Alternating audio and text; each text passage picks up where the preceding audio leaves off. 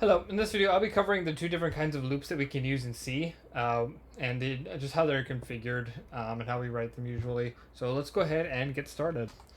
So the first loop I'll be introducing you to is the for loop. The for loop is going to have three different sections. It's going to have initialization, it's going to have condition, and it's going to have a step.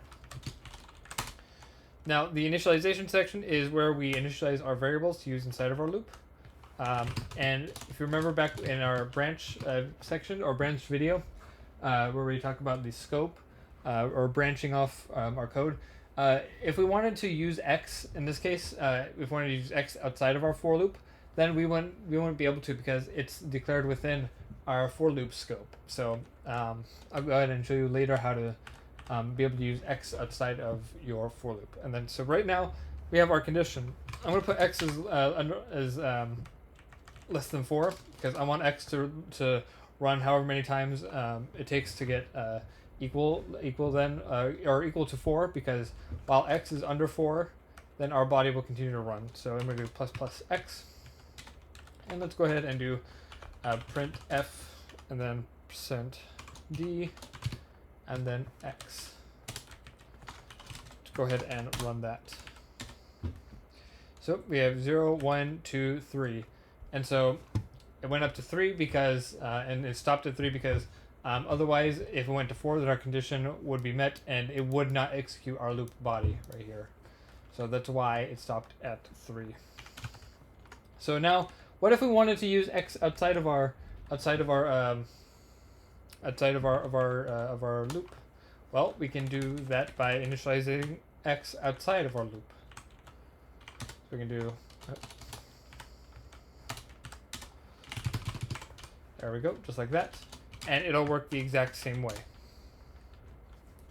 And actually printed every number on a new line, so that's why it looks a little different. And so then we can also remove the step as well, and just do it like this. Plus X. And again, it'll work the exact same. And then what we can also do is we can also elide this X less than 4. And then our loop will run infinitely. So let's go ahead and put in a condition for X for our loop to break. Using this, we explicitly tell our compiler when we want to break out of this for loop. So if X less than or equal, or if X is greater than 4, then X is less than or greater than or less than 4. There we go. Or greater than or equal to. My bad. We want to break out of our loop. And as you can see, it did the exact same thing because we explicitly told our program when to break out of our loop.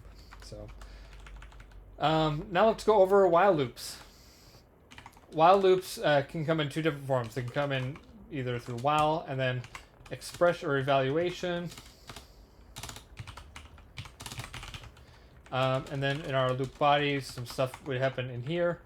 Another way of doing it is by doing do, and then while, then evaluation. So these are two different ways of using our while loop. So what we can do if we want an infinite looping while loop, we can do bool is true equals true, and then while is true, you can do print F hello C.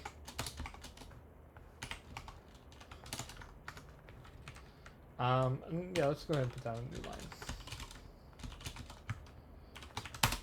And as you can see, we get an infinite looping program, and that's because again the loops, not just the while, but both the for and while loop will evaluate the if expression to see whether or not it's true or false, and then if it's true, the loop body will run, and if not, then the loop breaks. So I hope that was helpful for an introduction into loops.